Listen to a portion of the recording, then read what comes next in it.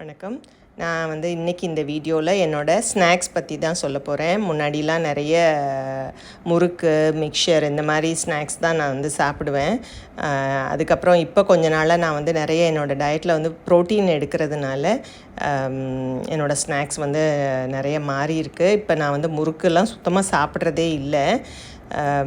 சோளம், வேக வச்ச சோளம், அதுக்கப்புறம் சுண்டல், எல்லாமே மிக்ஸ் பண்ண சுண்டல், மொச்சை, கொண்டக்கடலை, நிலக்கடலை இதெல்லாம் சேர்ந்து வேக வச்ச சுண்டல் நல்லா ஓவர் நைட் சோக் பண்ணிவிட்டு நம்ம வந்து நல்லா வேக வச்சு எடுத்து வச்சுக்கிட்டோன்னாக்க நமக்கு ஒரு ஸ்நாக் வந்து தயாராகிடும்.